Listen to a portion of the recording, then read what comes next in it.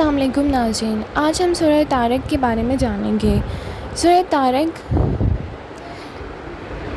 کی تلاوت کی فضیلت یہ ہے کہ یہ ان روحانی ابواب میں سے ہے جو خالق کی تخلیق اور اس کے زندہ کرنے اور دوبارہ زندہ کرنے کی صلاحیت کی وضاحت اور تسبیح کرتی ہے۔ اللہ تعالیٰ اپنی آیات کے ذریعہ آسمانوں اور سیاروں اور ستاروں کو پیدا کرنے کی عظیم طاقت کی وضاحت کرتے ہیں، جو اس کی روشنی سے شدید تاریکی کو چھیدتے ہیں۔ اس نے اپنی آیات کے شروع میں اس کی عظمت اور بڑی قدر کی وجہ سے قسم کھائی ہے۔ الطارق کا کیا مطلب ہے؟ الطارق کی طرف سے اس کا مطلب بہت چمکدار ستارہ ہے جو اپنی روشنی سے تاریکی کو چھیدتا ہے۔ یہ آسمان میں داخل ہو کر زمین تک پہنچ جاتا ہے۔ جب ابو طالب رضی اللہ عنہ صلی اللہ علیہ وسلم کے پاس بیٹھے ہوئے تھے، انہوں نے آسمان پر ایک ستارہ چمکتا ہوا دیکھا، تو آپ نے رسول اللہ صلی اللہ علیہ وسلم سے پوچھا اور بتایا کہ وہ ستارہ ہے جسے اللہ تعالیٰ نے آسمان پر پھینکا تاکہ زمین کو اس کی روشنی اور چمک سے روشن کر دیا جائے۔ طارق کا ذکر پہلی دو آیات میں اس کی عظمت اور آسمان اور اس میں موجودہ ستارے سیاروں کی تخلیق میں اللہ تعالیٰ کی قدرت کے مظاہر کو بیان کرتی ہے۔ سورہ الطارق کا کیا مطلب ہے؟ اللہ اور اس کے رسول اور فرشتوں پر ایمان لانے کی تلقین۔ یہ خالق کی موت کے بعد دوبارہ زندہ کرنے کی صلاحیت اور آخرت کے فیصلے پر بحث کرتی ہے جو اس کے بندوں کا منتظر ہے۔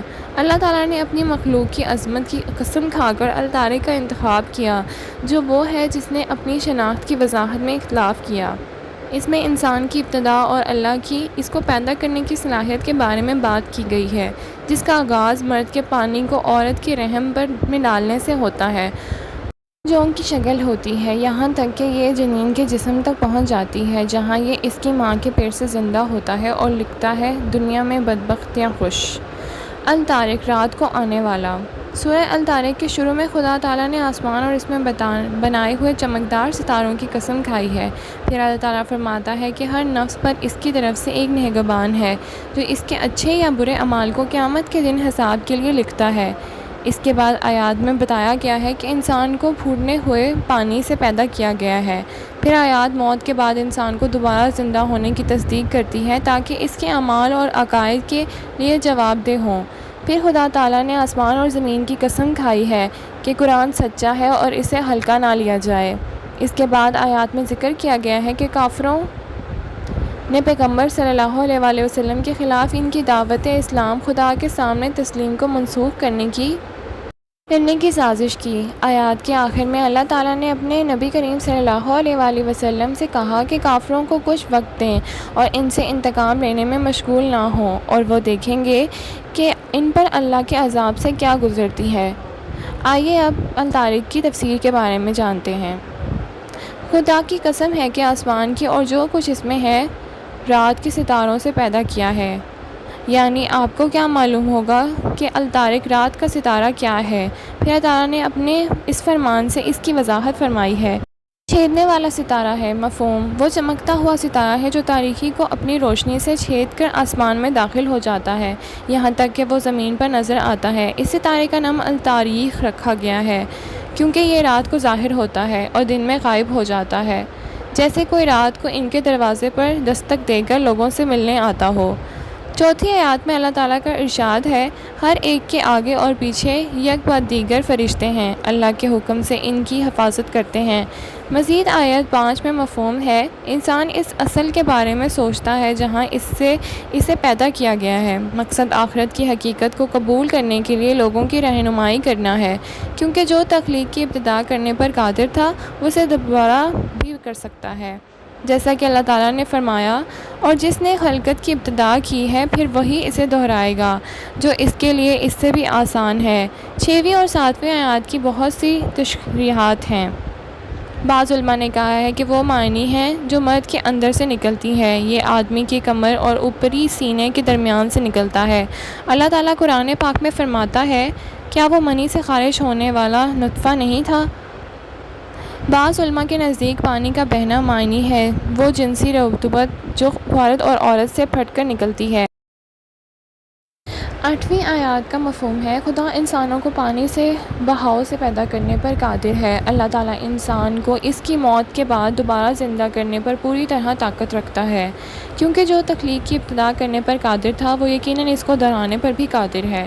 مزید برآں مفہوم قیامت کے دن دلوں کو کھول دیا جائے گا کہ انہوں نے اس دنیا میں بھلائی یا برائی کے بارے میں کیا چھپا رکھا ہے، جیسا کہ اللہ تعالیٰ نے ارشاد فرمایا ہے، لیکن کیا وہ یعنی انسان نہیں جانتا کہ جب قبروں کا سامنا بکھرا ہوا ہوگا اور دلوں کے راز کھول دیے جائیں گے۔ ترجمہ: قیامت کے دن نہ کوئی آدمی اپنے آپ کو خدا کے عذاب سے بچا سکے گا اور نہ کوئی اسے بچا سکے گا، یعنی قرآن حق اور باطل کو الگ کرنے والا حق ہے۔ ترجمہ: جو لوگ نبی کریم صلی اللہ علیہ وسلم اور قرآن کا انکار کرتے ہیں وہ بری منصوبہ بندی کر رہے ہیں، لوگوں کو حق سے دور رکھنا اور باطل کا ساتھ دینا، لیکن میں بھی منصوبہ بنا رہا ہوں اور یہ حق کو قائم رکھنے اور باطل کی تردید کے لیے ہے۔ آیت 17 میں مفہوم ہے، کافروں کو تھوڑی دیر رہنے دو اور اس سے بدلہ لینے میں جلدی نہ کرو اور تم دیکھو گے کہ اللہ کے عذاب سے ان پر کیا گزرتی ہے۔ جیسا کہ اللہ تعالیٰ نے فرمایا، ہم انہیں تھوڑی دیر کے لیے لطف اندوز ہونے دیتے ہیں، پھر ان کو بڑے عذاب پر مجبور کر دیں گے۔ سورہ الطارق کے فوائد۔ آیات میں قرآن کے ذریعے قرآن کی تفسیر شامل ہے، جیسا کہ خدا کی طرف سے لفظ ہے۔ طارق کو چھیدنے والے ستارے کے طور پر بیان کرنا قرآن کی تفسیر بذریعہ قرآن سب سے زیادہ صحیح اور درست تفسیر ہے۔ ہر شخص کو چاہیے کہ وہ نیک عمل کرے اور برائیوں سے بچتا رہے، کیونکہ کوئی روح ایسی نہیں ہے جس پر اللہ تعالیٰ کی طرف سے جوکس فرشتے نہ ہوں جو ہر چیز کو لکھنے والا ہو۔ آیات 3 اس کی تصدیق کرتی ہے۔ ہر شخص اپنے دل کو نفرت اور حسد جیسی بیماریوں سے پاک کرنے کی خواہش مند ہے، کیونکہ قیامت کے دن رازوں کا امتحان لیا جائے گا اور ہمارے دلوں کے اعمال و عقائد کا حساب لیا جائے گا۔ اس کی تصدیق آیت 9 میں ہوتی ہے۔ آیات میں قرآن کی طرف رجوع کرنے کی ضرورت پر بھی زور دیا گیا ہے، کیونکہ یہ حق اور باطل کے درمیان جدائی کرنے والا ہے، جیسا کہ آیت نمبر 13 میں موجود ہے۔ سورہ الطارق پڑھنے والے کے لیے قیامت کے دن بڑی فضیلت ہے۔ اس سے قاری کو اپنے خالق کے قریب ہونے اور اس کی روحانی حالت کو بہتر بنانے میں مدد ملتی ہے۔ کچھ پیشوں نے اس سے کسی بھی چیز سے شفا بخش مشروب پڑھنے کے بارے میں کہا ہے، اور اسے پڑھنے میں یہ چیزوں کو محفوظ رکھتا ہے اور روحوں کے لیے محفوظ ہے۔ کہا جاتا ہے کہ اس میں جادو کو ڈی کوڈ کرنے اور نقصان اور حسد کو دور کرنے میں خوبیاں ہیں، جیسا کہ اس نے وضاحت کی ہے کہ انسانی روح اس کے ذریعے محفوظ ہے، اور وہی ہے جو چھوٹے اور بڑے کام کو لکھتا ہے جو روح انجام دیتی ہے۔ حفظ اور تحریری کاموں کے بعد حافظ کا کردار رزق، کام اور زندگی کے تحفظ تک پھیلا ہوا ہے، اور اللہ تعالیٰ ایک آدمی کو بتاتا ہے کہ اسے روکنا ہے تاکہ وہ اس کے اعمال کو دیکھے اور اس کے کاغذات صحیح طریقے سے واپس کرے تاکہ اس کی زندگی سیدھی ہو جائے۔ اللہ نے کائنات کی تخلیق میں اپنی عظمت کا تذکرہ کیا تاکہ انسان کو اپنی کمزوری اور جسامت کے ساتھ ساتھ اپنے خالق کی صلاحیت کا بھی اندازہ ہو۔ یہ انسان کی نشو و نما کے مراحل کو بھی ظاہر کرتا ہے۔